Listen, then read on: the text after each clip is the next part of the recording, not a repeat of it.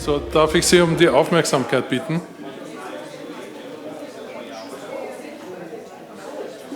Ich glaube, zwar war die Mittagspause relativ kurz, aber ich glaube doch, dass es Zeit ist, dass wir beginnen, damit wir noch vor Mitternacht fertig werden mit dem gesamten Programm.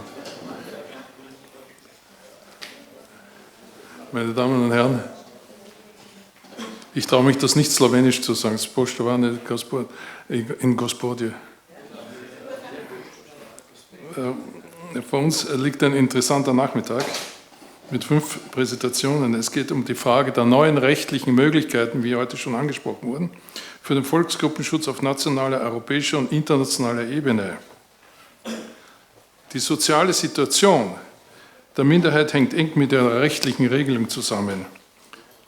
Und diese rechtliche Regelung unterteilt sich insbesondere in das materielle Recht, das heißt die Verankerung der materiellen Rechte, die der Minderheit bzw. deren Angehörigen zustehen, wie etwa das Recht auf Schulen, eigene Sprache, politische Rechte einerseits und andererseits das Verfahrensrecht. Das heißt das Recht der Durchsetzung der materiellen Regelungen. Schließlich hängt auch die Effizienz der materiellen rechtlichen Regelungen davon ab, wie sie überhaupt durchgesetzt werden können. Wenn sie nicht durchgesetzt werden können, hilft das beste Recht nichts. Den Bestimmungen und Lücken des materiellen Rechts, insbesondere im innerstaatlichen Bereich, widmet sich Frau Universitätsprofessor Dr. Ilse Reiter-Sattlokal von der Wiener Juristischen Fakultät, die bereits beachtliche und sehr ausführliche Artikel über die Entwicklung des Minderheitenrechts in Österreich verfasst hat. Wenn auch die materiellen Rechte schon frühzeitig Eingang in die internationalen Instrumente fanden, so beginnen schon etwa vor dem Westfälischen Frieden, sind aber bei weitem nicht alle diese Forderungen erfüllt, weshalb eine Darstellung dieser Lücken notwendig ist. Und dies insbesondere für ein Verfahrensrecht. Wir haben eben die materiellen Rechte genügend verankert in den verschiedensten internationalen Konventionen, in den staatlichen Regelungen. Es ist gar kein Sinn, das alles aufzuzählen, in den internationalen Verträgen und auch im internationalen Soft Law, worüber wir heute wahrscheinlich noch einiges hören würden.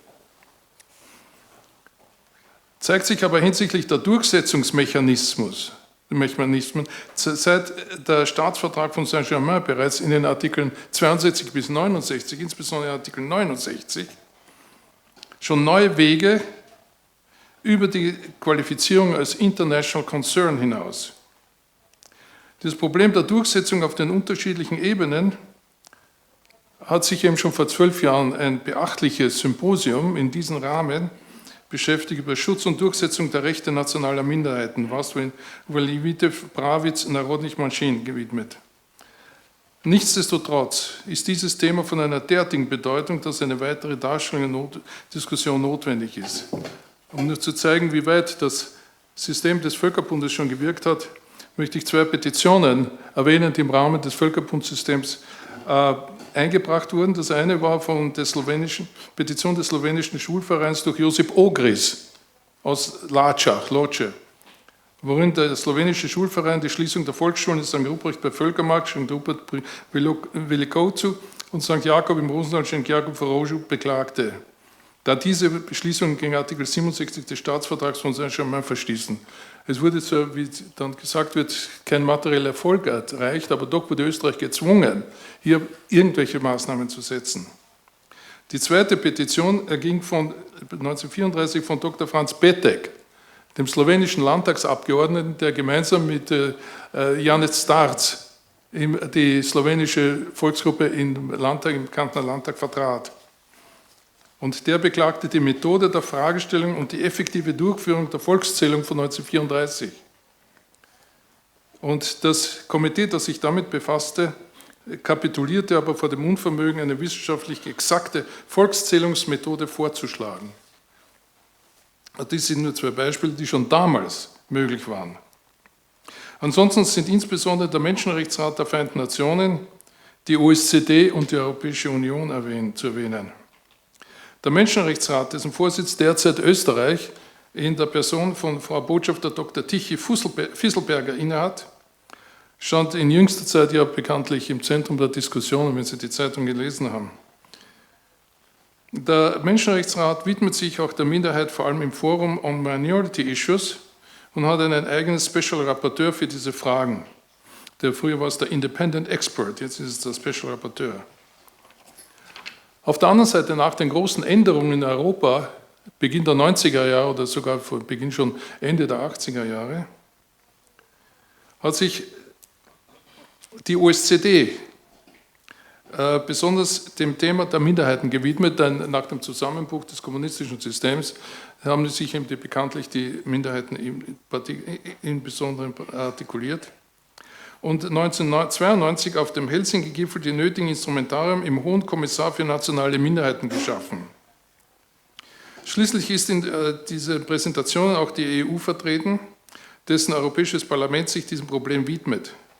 Und seit dem Lissabonner Vertrag kommt bekanntlich dem Europäischen Parlament eine weitaus größere Rolle zu, wie auch der Beteiligung der Bevölkerung an den politischen Entscheidungen der EU, worauf ebenfalls heute schon hingewiesen wurde. Und wir haben das große Vergnügen, Präsentationen von Vertretern und Leitern der wichtigsten Institutionen in dieser Hinsicht zu hören. Als Erste wird uns Frau Gesandte, Magister Nadja Kalb, hier eine Einleitung bringen. Sie ist zuständige Referatsleiterin im Bundesministerium für europäische und internationale Angelegenheiten. Sie ist eben in der Abteilung für Menschenrechte im Völkerrechtsbüro des Außenministeriums, Referentin für Menschenrechte. Sie war insbesondere Referentin für Völkerrecht an der Ständigen Vertretung Österreichs in New York und hat hier einen großen Erfolg gehabt, als sie als Facilitator agierte hinsichtlich der Formulierung der Zuständigkeit des Internationalen Strafgerichtshofs für die Aggression. Das hat zwar ein Jahr gedauert, aber es hat dann zu einem Erfolg geführt. Auf der anderen Seite hat sie auch mitgewirkt an der Ausarbeitung der österreichischen Stellungnahme vor dem Internationalen Gerichtshof im Fall Kosovo. So. Ich darf dich nur mehr bitten, das Wort zu ergreifen. Dankeschön, danke für die Einleitung. Sehr geehrte Damen und Herren, zuerst möchte ich mich herzlich bedanken bei den Organisatoren und bei allen hier für die Einladung ins schöne Kärnten, auch wenn uns heute die Sonne ein bisschen verborgen bleibt, aber es ist immer schön, hierher zu kommen. Vor allem bedanke ich mich aber für die ehrenvolle Aufgabe, hier einen Beitrag zu dieser wichtigen und zukunftsweisenden Veranstaltung leisten zu dürfen und nationale politische Herausforderungen im Kontext unserer internationalen Beziehungen zu beleuchten. Gemeinsam Skupno, der Titel unserer Tagungsreihe, beschreibt auch die Haltung des Außenministeriums in Bezug auf Volksgruppenangelegenheiten und Minderheitenschutz. Die Zukunftsperspektive heißt Dialog und Zusammenarbeit. Das Gedenken an die Volksabstimmung vor 100 Jahren, gerade im Jahr des Nachbarschaftsdialogs zwischen Österreich und Slowenien, in dessen Rahmen ja auch das Außenministerium einen finanziellen Beitrag zur Unterstützung dieser tollen Veranstaltung leistet, bietet die Gelegenheit für beide Seiten, positive Entwicklungen für Volksgruppen zu fördern und unsere Zusammenarbeit weiter zu vertiefen. Österreich ist daran interessiert, konstruktiv auf den enormen Fortschritten der letzten Jahre und auf dem vertrauensvollen Gesprächsklima weiter aufzubauen. In diesem Sinne hat es mich sehr gefreut, dass in der gestrigen Eröffnung mehrfach die gute Gesprächsbasis zwischen den Ministerinnen und auch die enge freundschaftliche und historische Verbundenheit von Slowenien und Österreich als Nachbarn und Partner in Europa bekräftigt wurde. Österreich steht zu seinen völkerrechtlichen Verpflichtungen zum Schutz und zur Förderung der Volksgruppen, zu denen auch Artikel 7 des Staatsvertrags von Wien über die Rechte der slowenischen und kroatischen Minderheiten gehört. Ungeachtet dessen, dass die Republik Slowenien nach österreichischer Auffassung nicht zu den Vertragsparteien des Staatsvertrags zählt, anerkennt Österreich das besondere Interesse Sloweniens am Wohlergehen der slowenischen Volksgruppe in Österreich. Auf dieser Grundlage und im Einklang mit den von unseren beiden Staaten eingegangenen völkerrechtlichen Verpflichtungen und europäischen Standards, die im Übrigen zum Beispiel im Rahmen des Europarats teilweise weitreichender sind als jene des Staatsvertrags, wird Österreich auch in Zukunft den langjährigen Dialog mit Slowenien über diese Fragen fortsetzen. Das aktuelle Regierungsprogramm, welches den Volksgruppen bekanntlich ein ausführliches Kapitel mit konkreten Schritten für weitere Verbesserungen widmet, wurde im bilateralen Austausch mit Slowenien bereits thematisiert. Im Rahmen dieses Dialogs ist es auch Österreich ein Anliegen, ein Signal des Entgegenkommens von slowenischer Seite zu erhalten, was die Unterstützung und Anerkennung der deutschsprachigen Volksgruppe in Slowenien betrifft. Auch die Aufnahme eines strukturierten Dialogs mit der Volksgruppe stellt eine langjährige Forderung dar. Österreich ist sich bewusst, dass der Schutz verwandter Minderheiten zwei Seiten hat. Aktives Handeln zugunsten verwandter Minderheiten im Ausland auf der einen Seite und Offenheit gegenüber Anliegen von Staaten, die ihnen verwandte Minderheiten im Inland haben, auf der anderen Seite. Das Außenministerium hat sich auch in diesem Zusammenhang bisher im Hinblick auf gute zwischenstaatliche Zusammenarbeit für eine angemessene, im Zweifel weniger restriktive Auslegung völkerrechtlicher Verpflichtungen ausgesprochen. Wohin gehen aber nun die Tendenzen auf europäischer und internationaler Ebene beim Volksgruppen- und Minderheitenschutz? Vielleicht darf ich auf zwei Herausforderungen eingehen. Auf Lücken im rechtlichen Schutz auf der einen Seite und auf mangelhafte Umsetzung bestehender Schutzverpflichtungen auf der anderen Seite. Zuerst also zu den neuen Möglichkeiten zur Ausweitung des rechtlichen Schutzes. Österreich engagiert sich seit Jahren im Rahmen der Vereinten Nationen für eine stärkere Berücksichtigung der Rechte von Minderheiten auf globaler Ebene. Denn im Gegensatz zu der seit den 90er Jahren im europäischen Raum weit fortgeschrittenen Entwicklung des Minderheitenrechts besteht auf globaler Ebene über das Diskriminierungsverbot hinaus kein positiver globaler Minderheitenschutz, kein rechtlich verbindlicher. So geht zum Beispiel das Mandat des UNO-Sonderberichterstatters, Professor Hafen hat es bereits angesprochen, auf eine österreichische Resolutionsinitiative im UNO-Menschenrechtsrat zurück. Ebenso die Einrichtung des Minderheitenforums als Dialogplattform. Gerade das Thema Bildung und Sprache, das zentrale Anliegen im Sinne von Schutz und Förderung der Volksgruppen und anderen Minderheiten, wurde 2019 in den UNO-Gremien eben gerade im Minderheitenforum thematisiert und dazu auch Empfehlungen an die Staatengemeinschaft erarbeitet. Der Sonderberichterstatter zu Minderheitenfragen befasste sich im vergangenen Jahr aber auch mit der Frage, ob Lücken im internationalen Minderheitenschutz bestehen. Nun liegt es an der Staatengemeinschaft zu entscheiden, ob sein Vorschlag zur Ausarbeitung eines umfassenden internationalen Übereinkommens zum Minderheitenschutz im Rahmen der Vereinten Nationen aufgegriffen wird. Und ich hoffe, dass er uns in seinem Videobeitrag ein bisschen näher was über seinen Vorschlag erzählen wird. Der Sonderberichterstatter für Minderheitenfragen hat sich in diesem Rahmen aber auch an die Lösung einer noch grundlegenderen Frage gemacht. Wie wird der Begriff Minderheit definiert? Viele von Ihnen wissen sicherlich besser als ich um die jahrelangen Bemühungen um eine Definition auf internationaler Ebene, die letztlich ja auch im Rahmen des Europarats bisher erfolglos geblieben ist. Gerade jene Staaten, die eine Unterscheidung zwischen sogenannten alten und neuen Minderheiten im Hinblick auf den Umfang von Schutz und Förderung treffen, verfolgen diese aktuellen Bemühungen sehr genau. Und auch Österreich würde selbstverständlich die besondere Stellung und Förderung seiner autochthonen Minderheiten beibehalten wollen.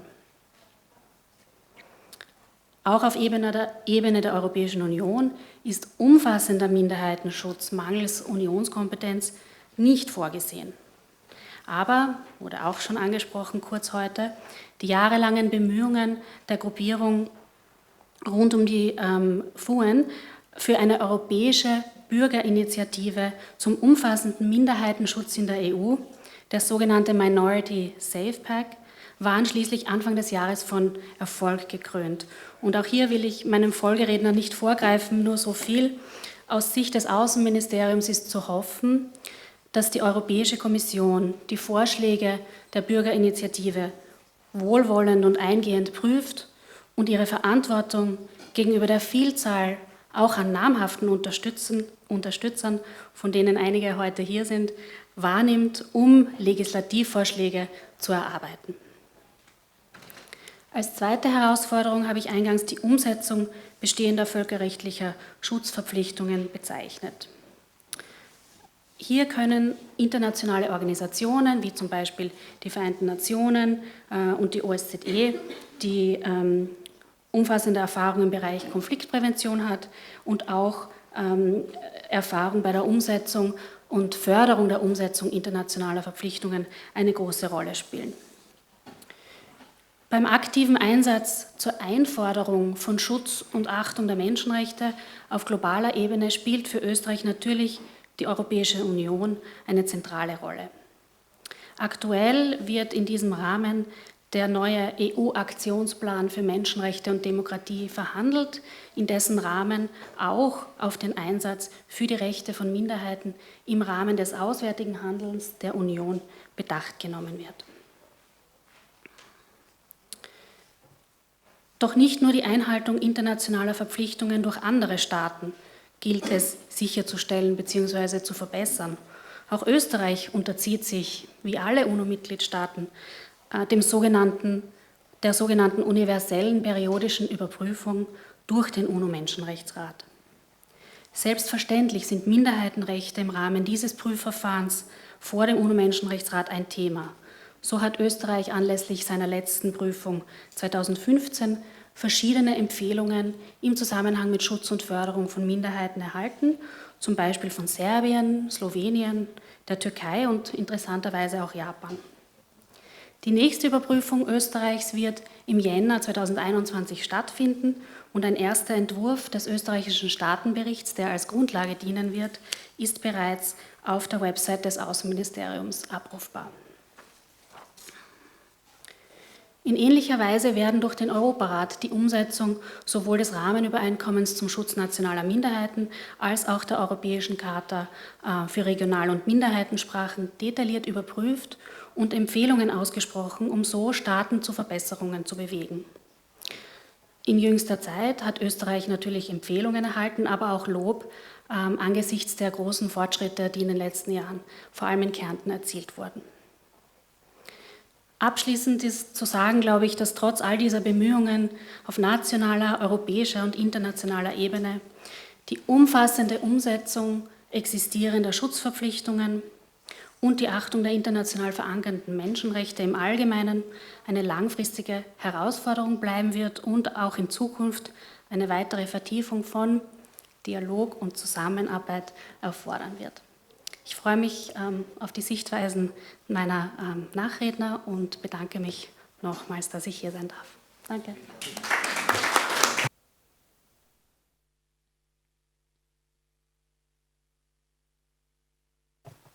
Danke herzlich, Frau Gesandte, für diese Darstellung der österreichischen Position, kurz gefasst, aber doch sehr ausführlich.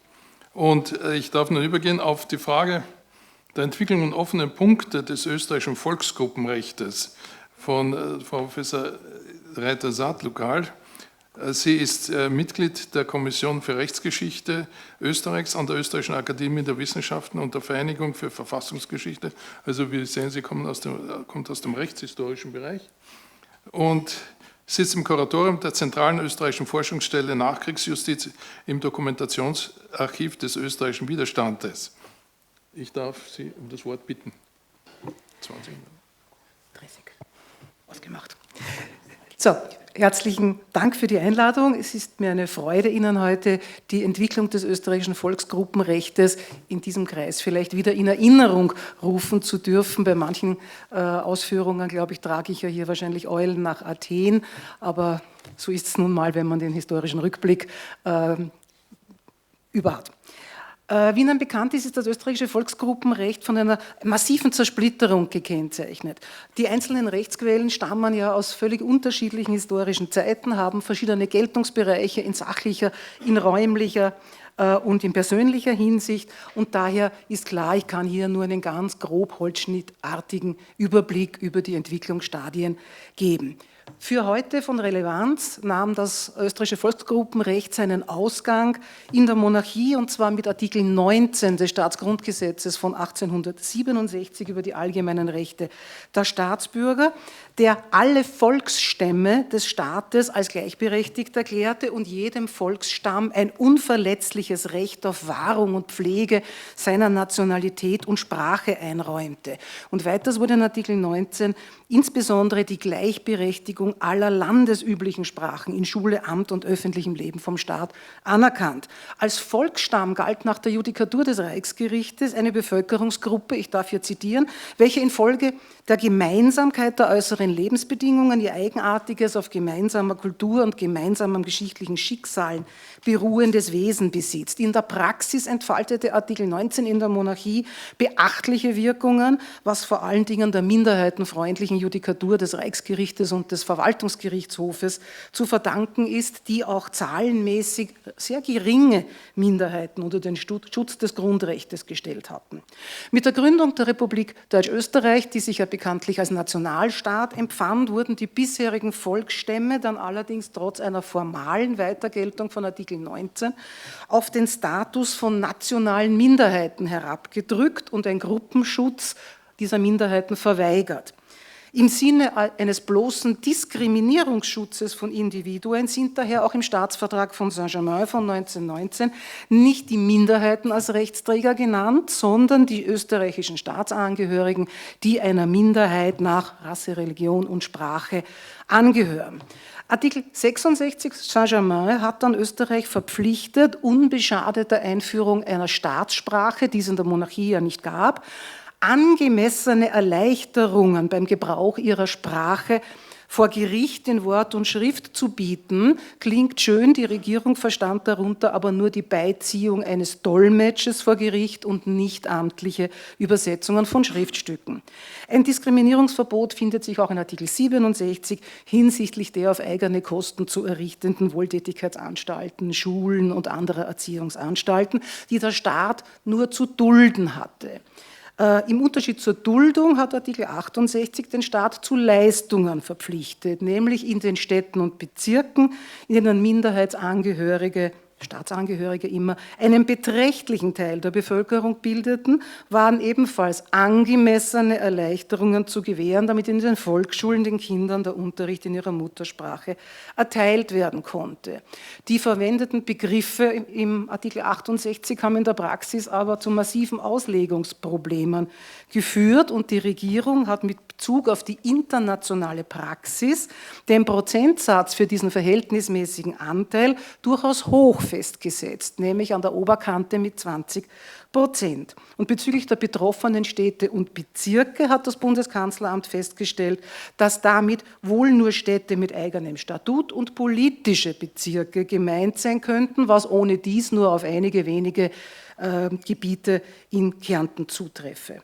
Die Bestimmungen des Artikel 68 wurden in der Zwischenkriegszeit aber ohne dies so gut wie nicht eingehalten und daher gab es in Österreich so ziemlich die schlechteste Behandlung einer Volksgruppe auf dem Schulsektor in ganz Europa, sieht man vom faschistischen Italien ab. Daran endete auch de facto nichts, dass, wie Kollege Hafner schon gesagt hat, die Minderheitenschutzbestimmungen trotz heftigsten Widerstands der österreichischen Friedensdelegation unter die Garantie des Völkerbunds gestellt wurden. Rausgekommen ist eben nichts praktisch.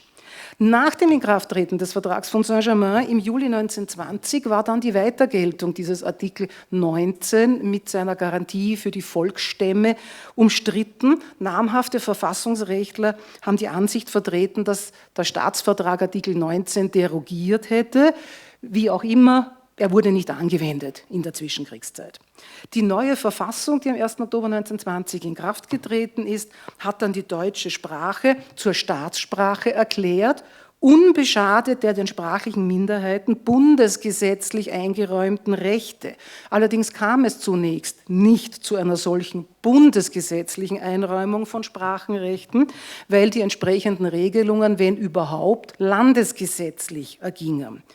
In Kärnten, und da trage ich jetzt Eulen nach Athen, hatte die Landesversammlung etwa im Juli 1920, also noch vor der Volksabstimmung, angekündigt, die nationalen Wünsche der slowenischen Landesgenossen im Rahmen des durch den Friedensvertrag vorgesehenen Minderheitenschutzes zu erfüllen und ihnen den gewünschten Schutz zur Wahrung und Pflege ihrer Nationalität und Sprache angedeihen zu lassen. Die Rechtspraxis war allerdings von massiven Diskriminierungen gekennzeichnet. So ging die Schulverwaltung zum Beispiel davon aus, dass die angemessenen Erleichterungen nach Artikel 68 ohne dies durch den aus der Monarchie übernommenen sogenannten utraquistischen Schultyp gewährleistet seien. An solchen Schulen wurde vom Konzept her einzelne Gegenstände in einer und die übrigen Gegenstände in einer anderen Unterrichtssprache gelehrt oder es war die Unterrichtssprache für ein und denselben Gegenstand in den einzelnen Klassen der Schule verschieden. De facto fand an diesen Schulen aber nur in den ersten 2 Klassen regelmäßig Slowenischunterricht statt, wenn überhaupt, denn nicht an allen Schulen gab es slowenisch sprechende Lehrer. Die einzig slowenische öffentliche Schule wurde nach der Volksabstimmung geschlossen und für die Errichtung von privaten Schulen, wie das vorgesehen war im Staatsvertrag, fehlten die Mittel. Was den Gebrauch der slowenischen Sprache bei Behörden und Gerichten anbelangt, so war in der Zwischenkriegszeit Slowenisch weder bei den Verwaltungsbehörden noch bei den Gerichten neben der deutschen Sprache als Amts- und Gerichtssprache zugelassen.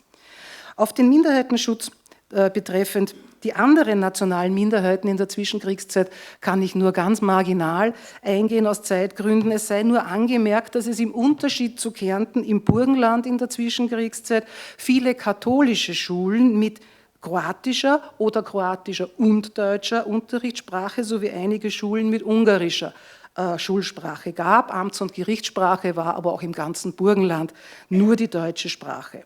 Für die in der Monarchie nach Wien zugewanderten Tschechen wurden zwar öffentliche Schulen eingerichtet, an den Volksschulen erfolgte der Unterricht aber seit 1921 ausschließlich einsprachig und in der tschechischen Sprache. Auch für die Roma und Sinti, das vergisst man gern, galt wie für die anderen Minderheiten die Schutzbestimmungen des Staatsvertrags von Saint-Germain. Aber erst 1934 wurde für sie in Stegersbach eine eigene Volksschule errichtet, für die aber wiederum nur deutschsprachiger Unterricht vorgesehen war. Überdies erhielt der Lehrplan diskriminierende Lehrgegenstände wie Violinespiel, Besen-Bürstenbinden, Sammeln von Heilpflanzen und Pilzen, aber auch das Unterrichtsfach die Zigeuner als Landplage. Auf die Zeit des Nationalsozialismus brauche ich nicht eingehen, denn bekanntlichermaßen ist mit dem Anschluss jedweder Minderheitenschutz beendet worden. Nach dem Ende der NS-Herrschaft trat dann das Minderheitenrecht der Vorkriegszeit wieder in Kraft. Der Verfassungsgerichtshof übernahm nun die Rechtsansicht von einer Derogation von Artikel 19 durch den Staatsvertrag, und zwar mit der Begründung, dass der Bestand von verschiedenen Volksstämmen und verschiedenen landesüblichen Sprachen als Voraussetzung von Artikel 19 nicht mehr gegeben sei. Der überwiegende Teil der Wissenschaftler schloss sich aber dem VfGH nicht an und vertrat die Weitergeltung, weil man unter dem Ausdruck landesübliche Sprache jedenfalls die Umgangssprache verstehen könne. In Kärnten kam es in den unmittelbaren Nachkriegsjahren zunächst zu einer durchaus konstruktiven Zusammenarbeit zwischen den deutsch- und slowenischsprachigen Kärntnern, was sich insbesondere in dem ohne jedwede Minderheitenfeststellung auskommenden neuen Schulsystem manifestierte, das damals auch als vorbildliche Lösung bei den Staatsvertragsverhandlungen ins Treffen, oder man kann sagen, verkauft wurde. Ergebnis dieser Verhandlungen mit den Alliierten, in denen Österreich seine Bereitschaft erklärte, die slowenische und kroatische Minderheit zu akzeptieren, war dann der schon genannte Artikel 7 des Staatsvertrags von Wien, seit 1964 auch explizit im Verfassungsrang.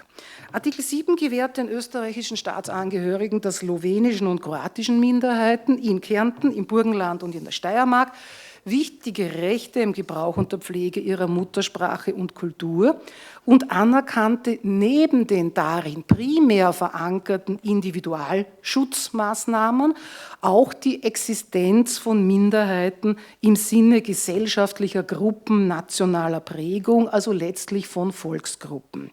Nach Artikel 7 haben diese Minderheiten im Bereich der Schulsprache Anspruch auf Elementarunterricht in slowenischer und kroatischer Sprache und auf eine verhältnismäßige verhältnismäßige Anzahl eigener Mittelschulen und außerdem war die slowenische und kroatische Sprache zusätzlich zum Deutschen in gemischtsprachigen Verwaltungs- und Gerichtsbezirken als Amtssprache zugelassen. In diesen Bezirken waren auch die Bezeichnungen und Aufschriften topografischer Natur in beiden Sprachen wie in Deutsch zu verfassen. Artikel 7 blieb also einerseits hinter dem Staatsvertrag von Saint-Germain zurück, weil es keinen Schutz für alle Minderheiten vorsah. Er ging aber insoweit über Saint-Germain hinaus, als er die Rechtslage der beiden Volksgruppen hinsichtlich der Schulen deutlich verbesserte und die Zulassung der Minderheitensprachen als zusätzliche Amtssprachen und dies nicht nur im Verkehr mit den Gerichten, sondern auch mit den Verwaltungsbehörden garantierte. Aber auch beim Wiener Staatsvertrag führte die Verwendung von auslegungsbedürftigen Begriffen zu politischen Konflikten, insbesondere betreffend die Frage, welche denn die Verwaltungs- und Gerichtsbezirke mit geschlossener oder gemischter Bevölkerung denn waren.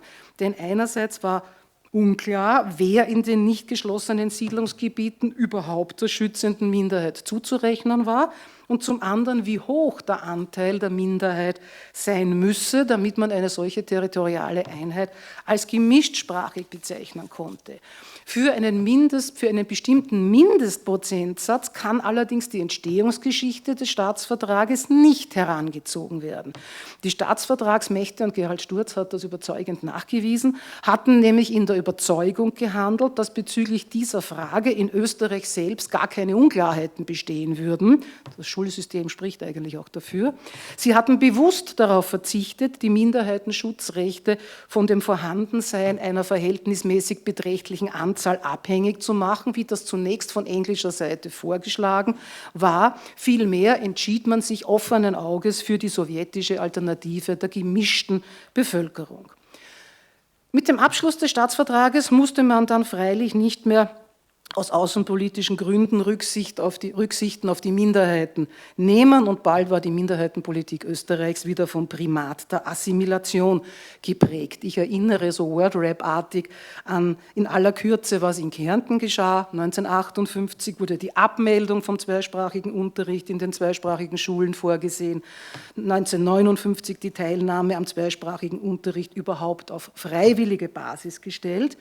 Und auch kann man das Gerichtssprachengesetz von 1959 pointiert als eine Nichtdurchführung des Staatsvertrages in der Scheinform einer Durchführung ansehen. Ein Verwaltungsamtssprachengesetz kam überhaupt gar nicht zustande. Und im Ortstafelgesetz 1972 wurden dann diejenigen Ortschaften mit mehr als 20% slowenischer Einwohnerinnen nach der Volkszählung 1961 festgelegt, in denen die zweisprachigen Ortstafeln aufzustellen waren. Die Folge war bekanntlich der Ortstafelsturm, bei dem nahezu alle zweisprachigen Aufschriften entfernt wurden.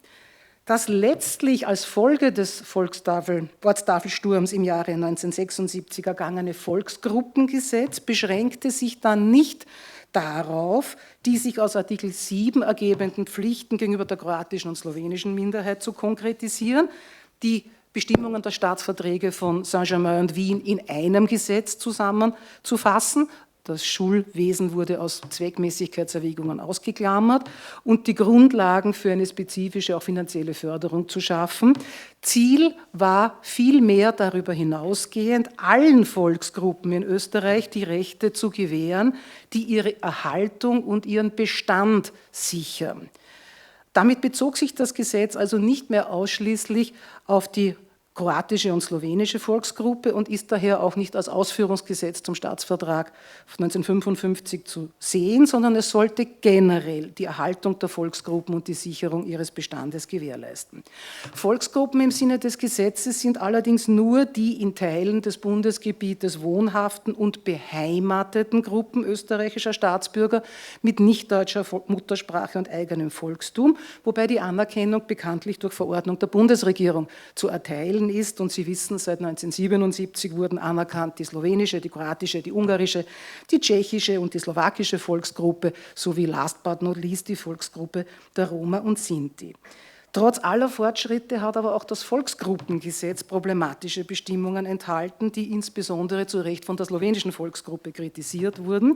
So etwa die Gewährung von bestimmten Volksgruppenrechten in Rückgriff auf die Regelungen des Staatsvertrags von Saint-Germain, dass das gebunden war an das Vorhandensein einer bestimmten Größe der Volksgruppe, nämlich die Anerkennung war an die Größe gebunden und auch die Anbringung zweisprachiger topografischer Bezeichnungen wurde auf Gebietsteile mit einem Viertel nicht deutschsprachiger Volksgruppenangehöriger beschränkt. Eine ganz bedeutende Rolle spielte in der Weiterentwicklung des österreichischen Volksgruppenrechtes der Verfassungsgerichtshof.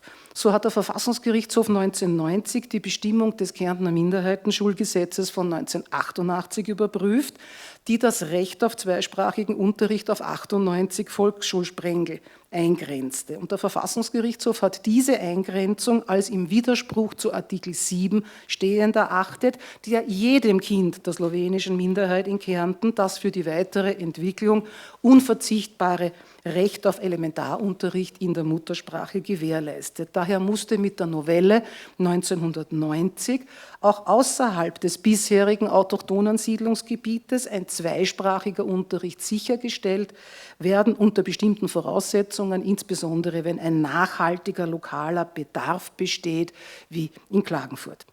Im März 2000 hob der Verfassungsgerichtshof dann abermals Teile des Minderheitenschulgesetzes auf, und zwar wegen unzulässiger Beschränkung des Elementarunterrichts in slowenischer Sprache auf die ersten 3 Schulstufen der Volksschule. Es folgte auch hier eine Novelle. Außerhalb des schulischen Bereichs zog sich die Umsetzung von Artikel 7 aber noch deutlich länger hin, wie die Anwendung der 25%-Klausel in der Amtssprachenverordnung 1977 zeigt, im Übrigen sehr zum Unterschied zur weit weniger restriktiven, aber auch weit späteren kroatischen Amtssprachenverordnung von 1990. Im Jahr 2000 erklärte der Verfassungsgerichtshof nämlich, dass bereits eine Gemeinde mit einem Anteil slowenisch sprechender Bewohner von knapp über 10%, und da hört man die Monarchie klingeln und die Judikatur des Reichsgerichtes, unter dem Begriff des Verwaltungsbezirkes mit gemischtsprachiger Bevölkerung falle. Die 25%-Klausel für die topografischen Bezeichnungen hob der VfGH im Jahr darauf, 2001, im Ortstafelerkenntnis auf und hat auch hier einen 10% Minderheitensatz für eine gemischte Bevölkerung als ausreichend befunden. Die Reaktion der Kärntner Landesregierung unter Jörg Haider brauche ich hier nicht ansprechen, die ist wahrscheinlich mit Sicherheit sehr gut bekannt. 2010 startete die Bundesregierung dann den Versuch, eine umfassende und dauerhafte rechtliche, im Kern verfassungsrechtliche Lösung der Ortstafelfrage zu erzielen. Mit der Novelle zum Volksgruppengesetz 2011 wurde nun der für die Aufstellung zweisprachiger Ortstafeln erforderliche Anteil slowenischsprachiger Bevölkerung mit 17,5% festgelegt. In einem Memorandum einigte man sich unter anderem auf die Orte, in denen diese zweisprachigen Ortstafeln aufzustellen waren, auf eine neue Regelung der Amtssprache ohne die bisherige Einschränkung auf österreichische Staatsbürgerinnen, auf die Förderung von Kultur- und Bildungseinrichtungen sowie auf die Einrichtung eines Dialogforums. Von Seiten der Wissenschaft wurde die Novelle freilich und meines Erachtens völlig zu Recht dahingehend kritisiert, dass die Verfassungsform, also der Verfassungsrang, dazu genützt oder benützt wurde, um von den Vorgaben des VfGH 10% in sehr restriktiver Weise abzuweichen, denn es ist ja auch die Marke 17,5% im Verfassungsrang geregelt. Damit wurde aber nicht nur eine Abänderung zum Negativen, sondern auch zum Positiven erschwert und auch die Regelung vor einer neuen Überprüfung durch den Verfassungsgerichtshof gleichsam immunisiert. Eine moderne und volksgruppenfreundliche Regelung war dies wohl nicht und schon gar nicht im Lichte der Staatszielbestimmung in der Bundesverfassung aus dem Jahr 2000. Im Bundesverfassung 1920, das ist immer so der Reflex. Im August 2000 war nämlich der novellierte Artikel 8 der Bundesverfassung in Kraft getreten, wonach sich die Republik zu zu ihrer gewachsenen sprachlichen und kulturellen Vielfalt, die in den autochthonen Volksgruppen zum Ausdruck kommt, bekennt und dementsprechend, so der Artikel 8 weiter, sind Sprache und Kultur, Bestand und Erhaltung dieser Volksgruppen zu achten, zu sichern und zu fördern. Auch wenn diese Regelung keine subjektiv öffentlichen Rechte einräumt, so wurde damit freilich doch eine normative Grundlage für die Anerkennung von Gruppenrechten der nicht deutschsprachigen autochthonen Ethnien in Österreich geschaffen. Aber zurück zur Novelle 2011, die als negative Wirkung hatte, dass zunächst irgendwie auch der Motor für weitere Verbesserungen des Volksgruppenrechts weggefallen war. Impulse erhielt das nationale Recht nun aber durch das internationale Recht, wenngleich dieses in der Regel ja nicht unmittelbar anwendbar ist, sondern die sogenannten à la carte Abkommen, wie sie in der Literatur auch genannt werden, der staatlichen Ausführung bedürfen. Ich werde Ihnen jetzt nicht die ganzen Abkommen, die nicht unmittelbar gelten, aufzählen, das ist eine gewaltige Liste, sondern ich möchte nur das europäische Rahmenübereinkommen zum Schutz nationaler Minderheiten erwähnen, dem Österreich 1998 beitrat, wie das auch die Volksgruppen gefordert hatten. Allerdings gab Österreich einen Erfüllungsvorbehalt dahingehend ab, dass es unter nationalen Minderheiten nur die vom Anwendungsbereich des Volksgruppengesetzes erfassten Minderheiten versteht. Das Rahmenübereinkommen sollte einen europaweiten Standard für die Rechte der Volksgruppen schaffen. Es beinhaltet Grundsätze zum Schutz nationaler Minderheiten und verpflichtet die Staaten zu Maßnahmen des Schutzes und der Förderung. Die Überwachung der Durchführung obliegt dem Ministerkomitee des Europarates. Die Vertragsstaaten haben dem Europarat in regelmäßigen Abständen Staatenberichte zu erstatten und das Monitoringverfahren endet, vereinfacht zusammengefasst, mit einer Empfehlung des Ministerkomitees des Europarates an den Vertragsstaat. Warum erwähne ich das? Weil diese Empfehlungen aus meiner Sicht nun immer wieder Anlass für die österreichischen Volksgruppen geboten haben, Forderungen nach einer Modernisierung des Volksgruppenrechts zu erheben, beziehungsweise sie zu wiederholen und immer wieder einzumahnen. So hatten die Volksgruppen bereits 2001 eine Neukodifizierung des österreichischen Volksgruppenrechts gefordert, um angesichts der strittigen und zersplitterten Rechtslage, Verfassungsrechtslage, eine für alle Volksgruppen einheitliche und eindeutige Verfassungslage herzustellen. Und dazu hat das Volksgruppenzentrum auch entsprechende Vorschläge vorgelegt. Vorgeschlagen wurde eine Novellierung des Artikel 19, eine Ausdehnung der im Staatsvertrag der slowenischen und kroatischen Minderheit garantierten Rechte auf alle autochthonen Minderheiten und eine Schließung der Lücken im Rechtsbestand, vor allem betreffend das Kindergartenwesen. Darüber hinaus wurde verlangt eine Weiterentwicklung des bestehenden Rechtsschutzsystems, nämlich insofern, als den Volksgruppen als solchen im Sinne des Gruppenschutzes die Möglichkeit der Durchsetzung ihrer kollektiven Rechte gewährleistet werden sollte. Gefordert wurde damit im Zusammenhang ein Vertretungsrecht der Volksgruppenorganisationen in Form eines Verbandsklagerechtes und die Vertretung der Volksgruppen in den gesetzgebenden Organen, Landtag. Weitere Forderungen waren die ausdrückliche Zuerkennung des Volksgruppenstatus für die steirischen Slowenen und der Polen und die Schaffung bzw. Förderung des zweisprachigen Bildungssystems vom Kindergarten bis zur Matura, einschließlich der entsprechenden Ausbildung des lehrenden und erziehenden Personals, der Ausbau der muttersprachlichen Fernseh- und Radiosendungen und nicht zuletzt die Erhöhung der Volksgruppenforderung. Außerdem sollte mit einer Novelle zum Volksgruppengesetz unter anderem die Verpflichtung zur Berücksichtigung der zahlenmäßigen Größe der Volksgruppe, also die Prozentklausel, entfallen. Auch der Österreich-Konvent, der sich 2003, 2004 mit einer Reform der Bundesverfassung und dem Volksgruppenrecht beschäftigte, hat Verbesserungen in diesem Bereich diskutiert. Überwiegende Einigkeit bestand dahingehend, dass hinsichtlich des kollektiven Rechtsschutzes entsprechende verfassungsrechtliche Regelungen aufgenommen werden sollten. Dissens bestand aber darüber, ob der Volksgruppenschutz inhaltlich ausgebaut werden sollte, also insbesondere hinsichtlich der Gleichstellung der Volksgruppen und des Verbandsklagerechtes. 2009 hat eine unabhängige Expertengruppe im Auftrag des Österreichischen Volksgruppenzentrums Vorschläge für einen zeitgemäßen dem europäischen Gedanken und dem interkulturellen Dialog dienlichen Entwurf zur Novellierung des österreichischen Volksgruppenrechtes erstattet. Und diese Vorschläge haben versucht, ein modernes Volksgruppenrecht aus einem Guss mit aufeinander abgestimmten Teilen zu bieten. Sie bestehen aus einer Novelle zur Bundesverfassung, mit der ein neuer Verfassungsartikel betreffend den Schutz der Volksgruppen und ihrer Angehörigen eingeführt werden sollte, und dem Entwurf für ein neues Volksgruppengesetz als Ausführungsgesetz zu diesem neuen Verfassungsartikel. Zusätzlich hat man natürlich auch wurde auch ein Bundesgesetz über die Errichtung eines Fonds zur Förderung der österreichischen Volksgruppen vorgeschlagen.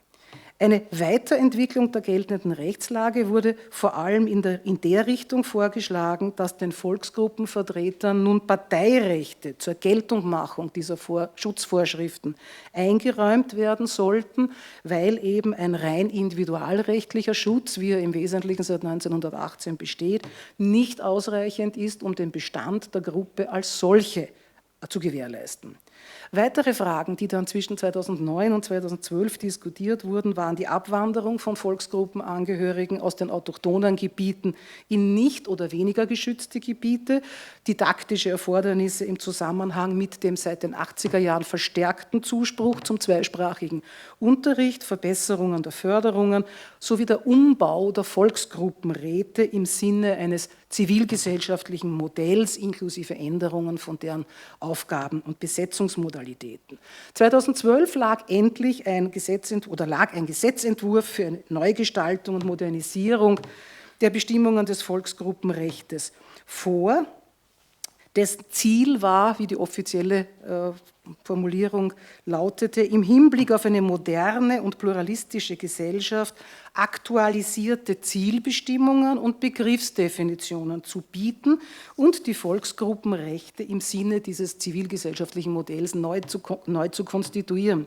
Das österreichische Volksgruppenzentrum hielt dazu aber kritisch fest, dass die neuen Begrifflichkeiten die rechtliche Relevanz der Unterscheidung von Volksgruppen und neuen Minderheiten, also den Zuwanderungsminderheiten, entscheidend entschärfen würde, dass die taxative Aufzählung der Volksgruppen die Polen ausschloss und dass dem Bestellvorgang für die Volksgruppenbeiräte jeglicher demokratischer Ansatz fehle.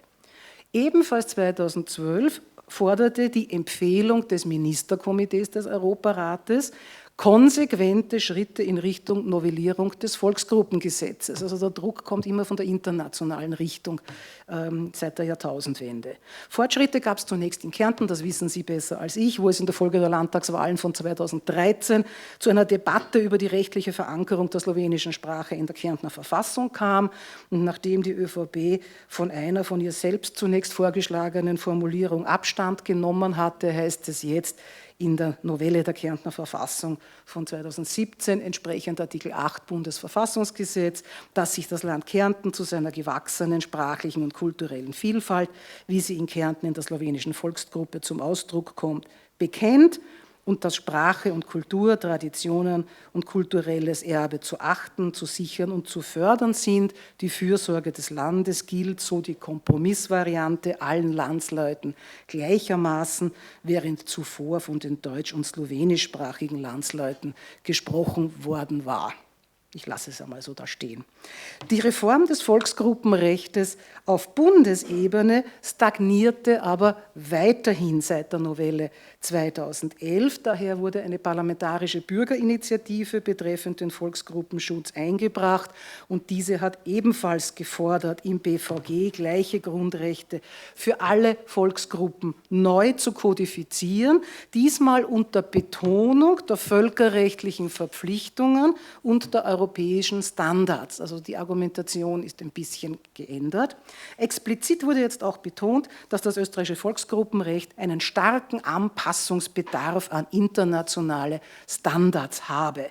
Eingefordert wurden neben einer Novellierung des Volksgruppengesetzes abermals Kollektivrechte für die Volksgruppen, die jetzt als Körperschaften öffentlichen Rechts organisiert sein sollten. 2016 wurde Österreich im Rahmen des Monitoring-Verfahrens des Europarates abermals empfohlen, in einen umfassenden Prozess der Modernisierung des Volksgruppenrechts einzutreten, um die konsequente Anwendung des Rahmenübereinkommens auf alle Personen, die nationalen Minderheiten angehören, sicherzustellen. Die österreichische Regierung wies in ihrer Replik allerdings bloß darauf hin, dass über die Novelle 2011 hinaus mangels Einigung der Volksgruppen kein politischer Konsens erreichbar sei. Punkt.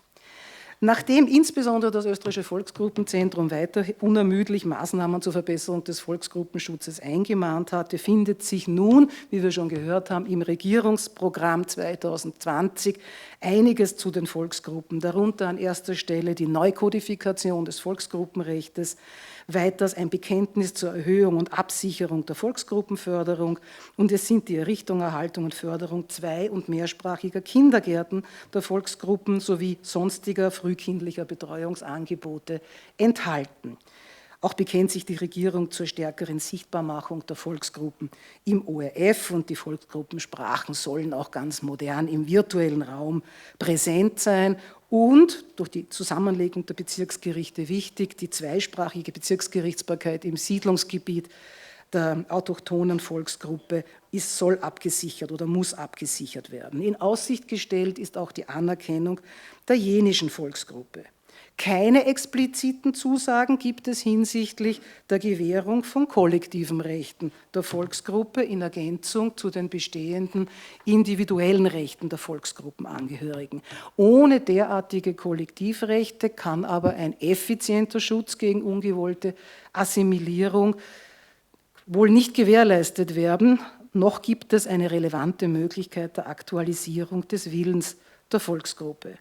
Aktuelle Entwürfe seitens des Volksgruppenzentrums für die Verhandlungen auf der Grundlage des Regierungsprogramms zur Modernisierung des Volksgruppenrechts liegen vor. Wir können also gespannt sein, ob nach Jahrzehnten des Ringens um eine Reform des Volksgruppenrechts seit 1976 jetzt, sobald Corona wieder nicht mehr das Thema Nummer 1 ist, möglich sein wird. Offen bleibt aber weiterhin, und das ist mein letzter Punkt, der Umgang Österreichs mit seinen Zuwanderungsminderheiten, der wohl in absehbarer Zeit keiner befriedigenden Lösung zugeführt werden wird, wie das bislang gescheiterte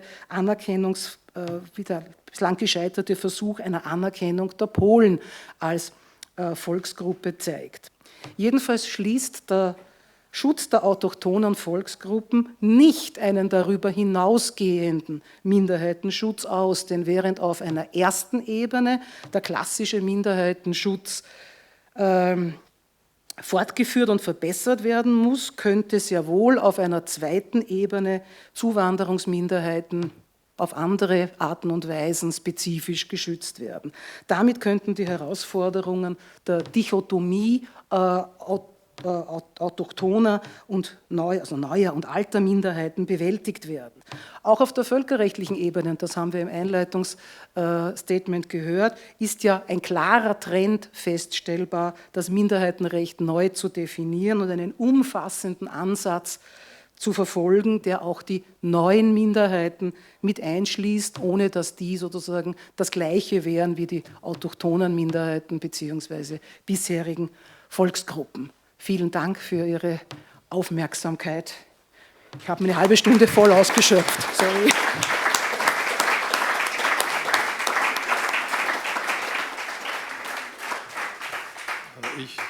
Ich danke herzlich. Es ist natürlich klar, dass diese dauernde Auseinandersetzung zwischen den Minderheiten, ihren Forderungen und der Mehrheit es erfordert, das ausführlicher darzustellen, da es dauernd Änderungen gibt. Es ist ja auch so, wir dürfen eines nicht vergessen. Die völkerrechtliche Ebene ist dadurch gekennzeichnet, dass es ein Koordinationsrecht ist.